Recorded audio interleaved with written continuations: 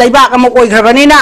अखोई मियामना ngasi wakhan munna tabiyo ngasi prime minister laaga ten garba matam asida Nepal gi wathok mayam gi wari liraga tarang malang da wari liraga thamambado madusu angak wakhal mani na haijaningi Manipur gi sigri nagri mayam gi aikoi kari aruba karamba kai palambage kari palambage haibado mayam gi mafam da ne hanna khanthabiyo haiba wafam je na aina haijari aduga loina na ngasi gi aikoi yamna luraba siraba tanja sida aikoi gi ireibak iramdam sigi ireisa nupi na khwaidagi masing yami ngasi nupi se aikoi nupi sini ko maira paibi mayam na matam amada wa gi bado kawbro ha army gari na takhai ge tawdana nobo sorok de hiptana optana longdana tawgiba mayam no kawbra ba ima maira paibi mayam ni ngasi laiba mayam do masak khangbasu yam yauri akoina अदो लाख लमदगी इसागे यम मई थादोक्तना खुनु नोंमई बोम कापसनना तौगिबा बया मसक खंगबा याम यावरिबा video footage आइना उजरे अदो चिंगोंग थिंया दगे दो यामना वागिबदो prime minister तो लाकपियो हाबदा लाउ यादबदगी ngasi प्राइम मिनिस्टर लाक्तदना अखोइगी प्राइम मिनिस्टर ना कनबीददना ngasi अखोइगी लमदम से मिसी मिराना पिक थनग्रबा लमदम अमक ओइगिबदो मयामदी याम थुना कावे हाइजरिबा अदुबो ngasi prime minister lagasu pung ama ani gi journey da lakpa aikoi bu sang da ba ya da ba dona sang ba paisa khara piramaga adum maya jagini na khanba ngasi asi ana gi mana idp de lari ba awa ba mayam kari thabak kari mathok pai khalam bage kari hairam bage mayam tabi hobro ngak kanom da no mayam tawri ba dubo kari no ba madu da mana pora me ba pauje la do kari no irai ba iram namjigi ma nungsi ba mati na ma yaudra ba नुक्सीबा मचेत अमा यावबगे mummy उद्रबा मफम मसिदा मखोइना अखोइगी लोइरकादा यावसंग मतुंग अबे Thumba हाइबदो अखोइ पावरोम लेबदो अदुगी फिभम दुदा लाखिबा अदुगुंबा prime minister असिबो इसा MU दा लेबा मयाम अदुगा अखोइ अतोप प्रजा कयाना यानिंगदबगी खोलाउ Lowry नाकलमदा नखोइना मदुदा हराउदरा तयामदना नोक्तना खेदना Narendra Modi बो वोई मसिगी खेना बसे यंबियो असिगुंबा unity लेतबा अखोइसिना करम ममतमदा अखोइ मणिपुर इमा लेबाक से कनबा ngamgdagi हाइबसे मसि मुन्ना वाखन खंदबियो ngasi अखोइ वारि बसे यूनिटी लेतबा को अखोइ म्याम पुंजन मंगमदबा असिना ngasi अवाबदा अवाब ओइबनी ngasi मणिपुर इमा लेबाक के दमक्ता हिंगिबा अखोइ म्याम से अखोइ करम मतमदा अखोइ अमुक्तंगदि पुक्चेन खोजेन तिनना लिंजेन मानना थौना लेना अखोई इरेबा इरमदम से कनगदगे हाइबा वाफम से मयांगि मफमना हन्ना थमजरी मरम अदुना नोंग चुरबा अचोक्के मतिक इसिंग जावरबा वारबा मतम मसिदा प्राइम मिनिस्टर नरेंद्र मोदी ना मिहात मिपुन कयाददि तापी खिद्रबा हन्नबो यंबिरक्त्रबा अखोइगी दमक्ता पार्लियामेंट वाहय मंगांबी गिदबो ngasi nong marak asida satin tupoi tuptoboi plastic na kuptana mamai mamit aduda mark su usalaga sa pakangbu su yauri असिगुम लबा मिनम हनमन पिक थलबा इमा मैरा पाइबी नुपी सिंह खरा लाइबा मयाम से थमोय शोकना आइना नुपी मोयना मयाम दा आइना हाइजरी मसिगुम लिंजेन मानदबा थबक असे अमुक हना लेमाइसिदा तौबिरगनो अखोइ इमा लेबाक से कनबंग अमरोय ngasi ne atop national party mayam amadi hawjek puriba national party mayam jana hanjal leibak asida panna leragadi अखोइ Manipur से लोइरगनी हाइबा वाफम से mayam मफम दा थमजरी इमा दा मरोइना लाक्चनिंग बजे इमा जो याम इमोशनल ओइना हाइतारे लेरिबा रांग सिदा मियाम gi लेरिबा plight लेरिबा याम सिचुएशन सि यामना थेंगनरिबा तोंगान challenges mayam si uraga याम emotional ओइजना ngang ba imani ada ima da mukhandana lakpase prime minister modi इसे मणिपुर लाउ होना सिविल सोसाइटी मैम से करी लाट्रिबनो खोलाउ लाउदन मियाम से माना लाट्रबगी पेन फोंदोग लेरगा व्हेन ही विजिट माना प्राइम मिनिस्टर ना इन मणिपुर लाको मतमदा मियाम सीना प्राइम मिनिस्टर लानिंगबगी अपाम्ब अदु फंगबो मतुंदा मियाम ना मदुगी अपेन बदि फंगब्रा हाबसिने ममा करे हेबिनिंग अखोइ हुजी प्राइम मिनिस्टर मणिपुर दा यौरखरे अदुबो अखोइना ngakjariबदि ngसागी वाखल मानदबसि पुलक अखोइ ngasiदि उबा फंगे मणिपुर की मियामना वाखल मानदबसे असुकमदिक चेक्सनदबसे अखोइ यामना ngaliङै मतमदगी अखोइना ज्ञान ताद्रिङै मतमदगी तारकपदुना ngasi पाउबजे दुं वाखल ताद्रि हाइतार अखोइ Prime Minister lakpa okta hai base ngasai ki Prime Minister dubu aikoina irang asi hek hawrakpadagi Prime Minister lakpiu no khong thindana kap khiba MLA mayam paisan na Delhi da amukta di lakpiu amukta di unajage na tawgiba punamak adubu ngasi Manipur imalai bak sigi irei cha sina kaungthok piriba achok thuna kaungthok piriba simaram kari kino ai hangna mama mo oina sigi ba isa mayam dubu ngasi laibak miyam na kaungthok pirabra aduga hat khiba isa sing khwathi na hatpi khiba mayam dubu laibak miyam na kaungthok pirabra aduga loina na mang khiba isa sing magi karigumba matiet ama phangdraba thiba khangidraba mayam adubu laibak miyam na asok thuna kawriba karike asidagi phendoktana si hibadi amaromda loihrene magi punsido adubu ngasi IDP de leiriba mayam sigi awaba kasibu amata pukning singsin bidrabra haibadi ngasi aikoi su mioi bani moiga chap manaba ngasi akoi di makoi gi awaba sai thieng do phangde ngasi aina sum lak jabada aigi sagolban mai gaida bus kunyani panhe chorok ta pareng jana thaba oi aina khalli masibu anakpa aikoi Imphal area gi awaba nangdaba mi sina tonga lakpa bus ti oiram moi aina khanjabani ko aduga arapa handaki awaba chaiteng phanggiba chingkhong chingyagi khunja ichilinau sing aduna laibra natragana kadai dagi aikoi gi mi na taba atop khomaga Prime Minister gi mamang da utnana ba mi asuk yamna tilen utnana ba BJP gi sarkar sing sillibra hain ai chingna chai kari gi no haraga anapadi bus tongoi haijari ba isam samna haraga arapa sing dagi oiduine ba bus to hola ising se adu bus to hola arapa akoi Manipur gi chingkhong chingya akoi bada maitai tari ba mafam mayam sida wagi da ba karam ba chingkhong chingya leiba gi haiba ai gi question ne ba ngasi bus tu da ni ko ina ujari je ai imin adi ude ko kana no haiba tu aduga ngasai bus tu da la amgadu mayam du bu awana amta nanghidra aina haijabadi yum mai thaba mi su yauri bra yum hanjan bangam da ba mi su yauri bra kari kana no tholino masi aina hanjan jo haijare aikoi 1965 ki da chaklang phongchat ta su chakla me cheng piona nga me am strike to matam da su isa jing la me ne la ibado mama pa ba koi government party ba mapi ma pa ba koi na pi gani noi gi da mak dai khoi lei kaina wahai ama fa wa themjan bi gi wahai haidana nongmai maru na kapsalaga hat khiba mayang mi matam du da su congress ai ba congress na tawbuni hai ba singa si ba ning chang ba ya ude adagi BJP na kayarak hanna isa sing si mafam rang khangdana haliba topbiba loisalliba khambiba ko malaitaba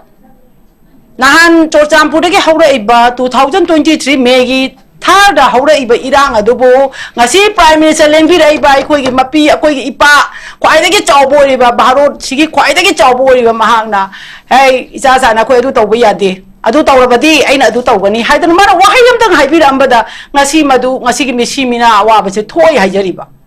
adubo ngasi gi no marak asida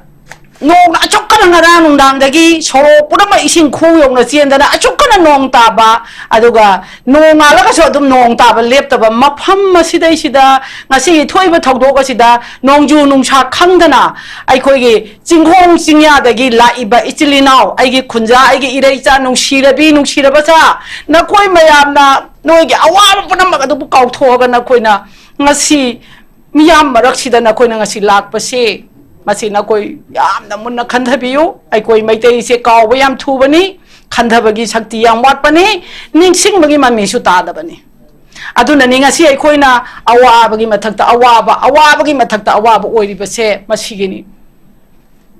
isa tani yankai humpu sigi badubu noi akoi isa yaude la noibu kaisu leitana khanbro aidi mama wa moina isa sigi ba mayam dugi achen ba ina pongchaba isa ne ai gi thamode chinghen mangam me ba Noiding am the Brahma Isasing with the Maranata Halagatro. A coin of one at home in a maming piragam. Like Baxi Mamjabasicam Yam Gaba, I see Keko Pada Isatarani Panji, Sahi putting it like at Patalibedo, I could Mamjab and a throw. 100 BJP na Haliba Miyama Sideshida, Manipur Chingkwang Punama at home Kubam Martin Dana. Say out Singa April Tada Kona like at Pataliba, she gave him on from the throw. ꯑꯩꯈꯣꯏꯒꯤ ꯏꯆꯥ ꯃꯌꯥꯝ ꯑꯁꯤꯕꯨ ꯃꯣꯏ ꯃꯌꯥꯝꯅ ꯇꯧꯅꯤꯡꯕ ꯇꯧꯗꯅ ꯍꯥꯅꯤꯡꯕ ꯐꯥꯗꯅ ꯄꯨꯟꯗꯅ ꯇꯧꯔꯤꯕꯁꯤꯕꯨ ꯃꯃꯥ ꯑꯣꯏꯕꯤ ꯑꯩꯈꯣꯏ ꯃꯌꯥꯝꯗ ꯚꯥꯞ ꯇꯥꯗ꯭ꯔꯕꯗꯤ ꯒ꯭ꯌꯥꯟ ꯇꯥꯗ꯭ꯔꯕꯗꯤ ꯏꯔꯩꯆꯥ ꯃꯌꯥꯝ ꯑꯁꯤꯕꯨ ꯏꯔꯩꯕꯥꯛꯁꯤꯗ ꯀꯔꯝꯅ ꯑꯩꯈꯣꯏ ꯀꯟꯒꯗꯒꯦ ngasi refugee ne haiba confirm tawraba cookie sing asigi ngasi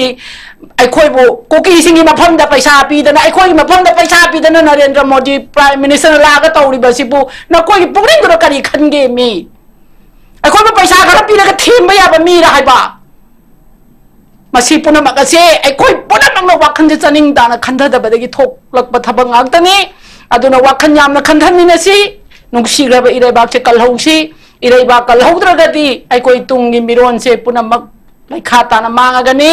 अदुना अखोई मांग तारग लैरिबसिनी अखोई थंगनरिबे स्टेट त्रिपुरा हैबा लैबाक ता त्रिपुरी दो माइनॉरिटी तादना हुजिति लैखा ताना मांगबसे अखोई मिट मांग हुजि लैरिबनी मसिगुम्बा सक्तम मसे उरबा भावदा ngasi अखोई मणिपुरदा मसी अखोई मणिपुरी मयामना खुंदामिनरिबा मयाम पुनावना मसी निंगसंग बिद्रगदी अखोई मणिपुर से लोहिबा तारे हाइबसे आई थमजरे मथंग से इमा दा लाक्सके इमा मुदुम संदी ने इमा दा इन लाक्सनिंग बसे इमा प्राइम मिनिस्टर मोदी ने मणिपुर के ऑफम से पुंगोइना नेशनल मीडिया सिंह ने कोट तोरि बजे मणिपुर से एको चौखत खोंथांगी मांगोम द चटनबगी दमक मणिपुर से शांति अमसुंग डेवलपमेंट की लंबी द चटप दरकार लई हाइबगी वफम सिनी मामा नकल मरोम द तोंगा तोंगा ऑपोजिशन पॉलिटिकल पार्टी सिंग की रिमार्क मैम मौजुक से लाए मपुंगोइना मखोइना हाइबजी too late too little yam thengmalle aduga prime minister Modi na Manipur miyam da piri base atukki mate gyamdre haibagi wafam dune imagi reaction anta yam chumme akoi hujik yaning da ba mina masing yami haiba tare ngasi se akoi na sumu jabada mi lising trama na kano se pokhai re pham leitre lai khom thoe phamam gopam na tei chadre na akoi hujik ujare masidai sida kendra nipu MLA nipu na mi lising trang aje yen thoga de lising mari gi chang tai adam akoi kendra mamam gi MLA singbu karamai tawdana mi lising mari khada khomino noi gi prime minister ru lakpa matam da mi lising tara bo khom ngamdre na koi din koi bu haining ni kari gi no na koi na mi sing sibu kabok leiba dona leiraga hekta chawkhom khomaga gari da haya tawra pu dana noina normal se tawri beli la chu kari no haiba aduna maram moraga mi lising mari khaki chang khome koi ni yengjabada masidi ne ai koi gi lamdam ji da ne mamang thak kaya dagi su sumaina pangthokna lae amok hanai khoi gi lamje da sumain tawbiraga no ngasi laiba sing ado chattaba yadadana lakpasu yawngani thamoi sengna lakpadi yam yamangoni haibase aina ningjate haiba wafam ase ai thamjage aduga ngasi akhoi gi MU gi isa mayamna mamita mapi taba makai Narendra Modi Prime Minister lakpa yaning de na haibase mase akhoi mama oi bi meana pukning chingsilaga mun yengbiu aduga masina ne akhoi gi laibak ase chawkhat padi laradana ne handarakpa thak handarakpa gi wafam maktani lakadoise ngasi Prime Minister amatana akhoi gi damakta yaifana ba mapung phaba thabam ta Manipur ba state chi gi tawbide haibase ai mayek sengna thamjari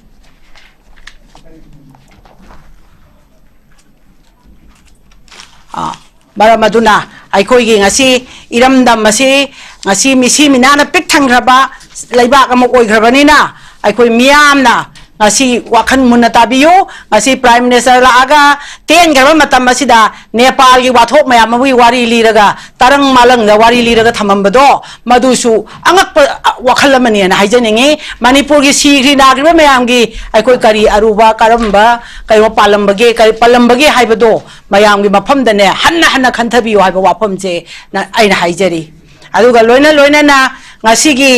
akhoi yamna luraba chiraba tanja sida akhoi gi ireibak iramdam sigi ireisa nupi na khwaidagi masing yami ngasi nupi se akhoi nupi sini ko maira paibi meyam na matam amada wagi bado kawbro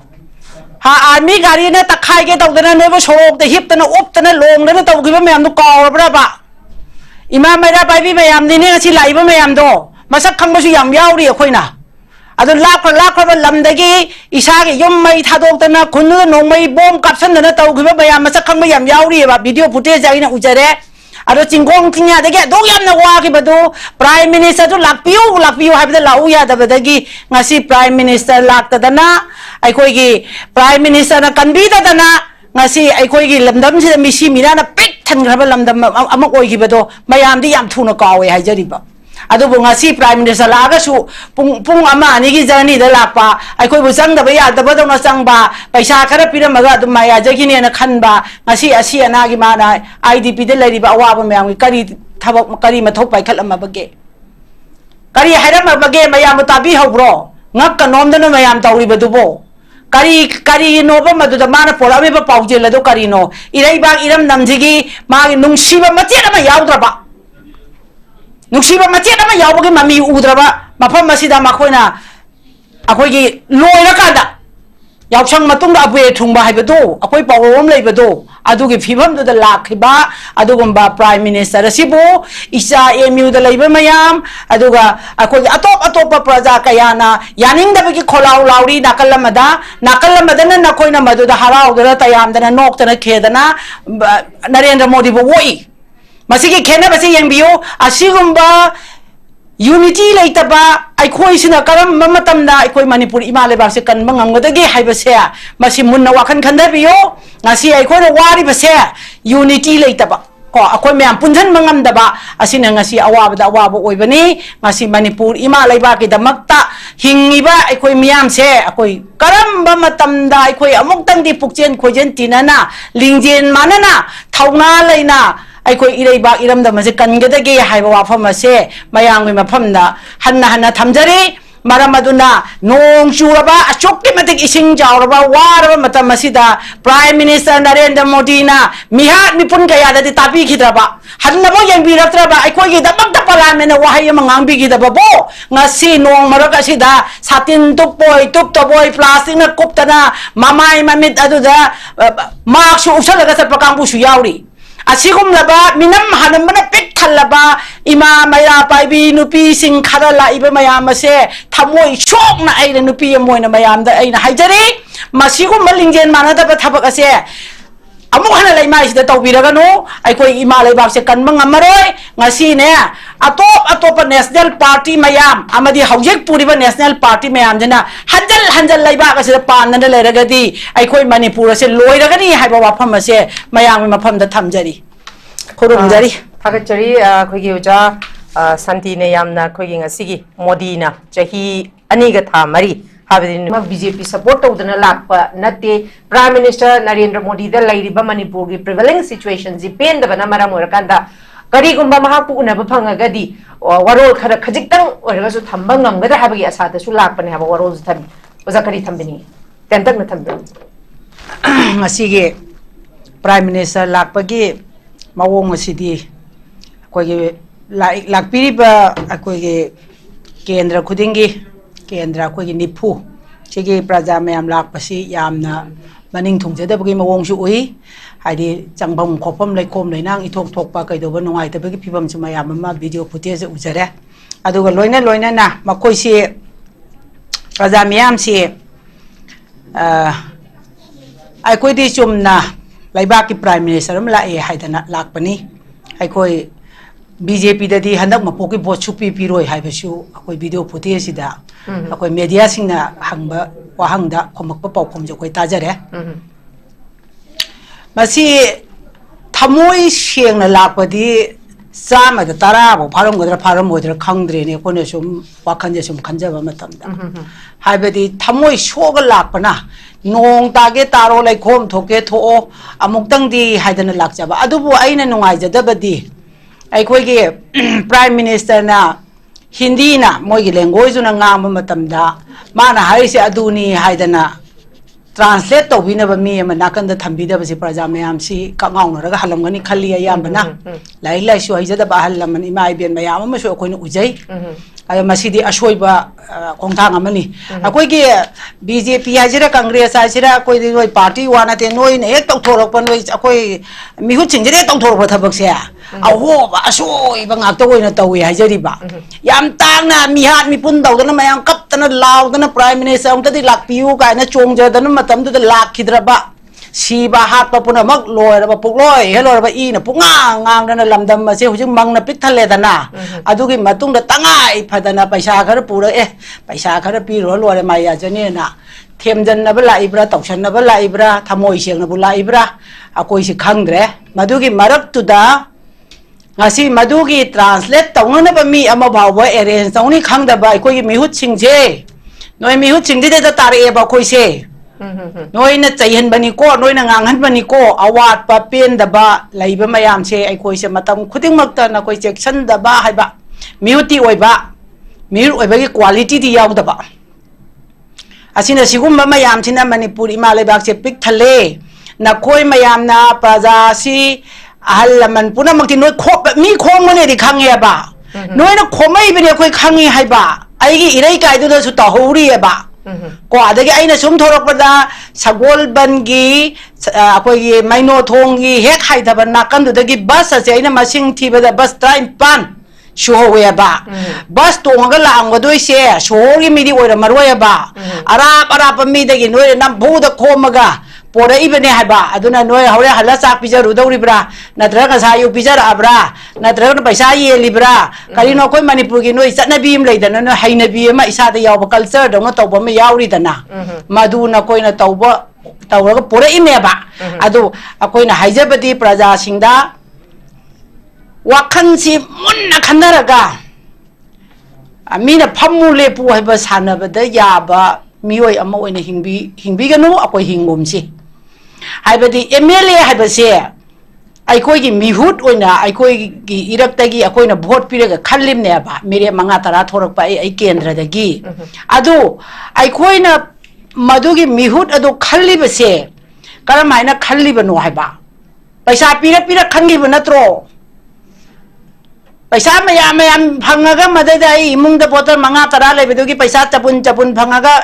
मिरेप अमतगे लौब नतीने अनी अहम येलसु लौरीने हाइजरीबा मसीगी नत्तब ओइदबा थबक ma'am मसीगी खोंचत असिना ngasi Manipur से करी ओइरबगे हाइबा अदो अकोइदी मदुगी सुम हैनबी culture दो लैख्रबनिना ngasi Kangla दे थोकलैबा video footage येंबदा पैसा सि लौरम दौरिब्रा लौरम मोइदौरिब्रा अकोइ ज्ञान ताद्रे मारा मधुना मणिपुर मांगन बसे अकोई इसागी इज्जत लेतबा मिंगोंदगी पैसा पीरगा लौबा अदगी फमु लेपु चलु हारगा पंगचत चटपा पंगफम द फंबा अदगी चाउ थाउ हाजे पंगचा जाबा मीना मफम मरांग खंगदना अइबु ममल लेतना कैनोम चाउ अइ जागद्रने अदगी मीना रगा नंगदी अइना पैसा न लैरबने ngasiदी लाला से फमो अदगी नंग सि चटलो नंग अदु तौरो अइ तौगदरा मी अदु मियोइबा मगी वाखंद मदुगुम वाखन चेनगदबा नतेको अइना हाइजनिंगबदी अइखोइ ngasi इसा मयाम न ngauriba ngasi MU gi छात्र सिंगना यानिंगदे प्राइम मिनिस्टर लाप यानिंगदे हाइदना ची द इरगा पुथोरइबा अरे MU gi गेट तो नोंग खितंग चाबदा इसिंग न पिक थल्ले मदुगी इसिंग मरक्तु द चत्तना तौदना पुलिस के मुकनरिबा कैदौरिबा तौरिबा मयाम से अइखोइ करीनो हाइदना ngasi अखोगी प्राइम मिनिस्टर लाकनिंग लाइब्रा लाकनिंगदना लाइब्रा असिगुम्बा प्राइम मिनिस्टर म लाप मतमदा MU दा ख्वाइदगी अवांग थाकी महै लोइसंग सिंगी इसा सिंजिना असुमना मखोइना यानिंगदे हाइदना मखोइना लाउदना खोंगदना तौरिबा पुलिस के मुकनरिबसिना करी अखोइ म्यामना हुजे खनगदौरिसे को अददगी अमुक माइगे अमरोमदना अखोगी मोइगे पार्टी की वादी तो ओसिको पार्टी सिदी मोइ मसेन हुन्नबा खोनबा कैदौबा को कोई पार्टी का अमगा हुन्नरी सिदी अखोइ याम चाखतबै खुदमनि हुनजु हुन्नबिरनु अखोइ ताजु ताजनिंग्रे प्रजा मत आइदी प्रजा मोइना नि कोइ इचम ज भाइजरिसे हुनजु हुन्नबि अखोइ तानिंग्रेबा कैनोइदा करम्बा पार्टी न मणिपुर दा फननब तौग्रगे प्रजा गी याइफनब कनाना तौग्रगे इमा लैबासे नुंसीबगी ममी कनाना तारगा करम्बा नखोइ पार्टी अमतन फननब तौग्रगे बा वा नोइ इहान हानबदा पैसा चाबा बा नोइ ने हेक लाकबगा तौरिसे काई बोतना पैसा याम हाइदाबा नोइ बोचे ललोले वा कारबार ओनथुएबा मणिपुर की इलेक्शन जे नोइना कारबार ओनथुएबा आई करोड़ खा थादाबा करोड़ मंगा थादरे आई करोड़ 10 तांदा यादे ได้กระโดดตระท่าได้กุนดันได้ยาดีอันนี้ไอ้กินนุปีกีสนายามชาได้ยาดีไอ้กินยุ่มมาขันชาได้ยาดีมาปาลมได้หลอดยุ่มเลยได้ยาดีอันนี้ได้กินบาจากิปลอดไหมอ่ะไอ้เนี่ยยังไม่บดีตัวมีสง่าสกุลไฮดนะมันนี่พูดมาเม่งเลยนะบ้าอันนี้ไปสกุลแล้วสิพูดถูกอะไรก็ไก่เทียนนนทุยสิเนี่ยยังไงสิไอ้โนมันจังจะรู้ยังไงบ้า police เอามานี่เลยนะเมย์บัวไก่เจ้าเนี่ยตัวมีสง่าสกุลสิไอ้ตัวเนี่ยฮันอุ้ยจะหิมุกิมามังดาอะไรอิมาบาจาร์อนทุกตัวเลยการีบาจาร์อนทุกตัวเดียวกันคุยมามังควายได้กี่ทั้งบ้าคุยไก่เทียนสังชาดบดูอะดูกี่มายามผู้ผมพี่มายามดูกี่ผมเนี่ยนะอนทุยเองมาให้โดยช่างมุทัดแล้วก็บาจาร์อนทุกกันนี่เห็นคันลิบะให้มีโหดน้อยกังเกษบีเจปีได้น้อยมาทำนักนาตัวน้อฮะน้อยทุกคนมาทำก็ตัวเราเพราะตัวมีสง่าสกุลด้าบาจาร์อนทุกเปอร์เซ่ไอ้คุยบาจาร์อันนั้นเป็นมันนี่พูดอะไรเป็นอันตยารวยก่อนน้อยตรงนี้มาตกวิญญาณนาทีมันนี่พูดอะไรเป็นมันนี่พูดเซ่ไอ้คุยบาจาร์มีอะไรกันนี่ก่อนน้อยที่จะหิมังงาที่มีหุ่นด้วยนะขันมันนี่น้อยจะอารามพมนะคุยนะทำมิมนี่ท่าริมนี่มาสิขังกันตะกันนี่อันนี้ก็น้อยนั้นมีกี่สกุลมาให้ช่างมาให้โดยช่างอะไรบ้าอาชีพน้อยนะดุมอันทกวิญญาณโลอาชีพดับตั้งพมเนี่ยกันนานนตะอันนี้ไอ้น่ะบ่หังมาเลย police รู้จุ่มแล้วครั้งเดียวก็มาหังจะได้ไอ้เสียไอ้ได้คุ้มไอ้เสียงวันดาอิมาชินะอะดูกินี่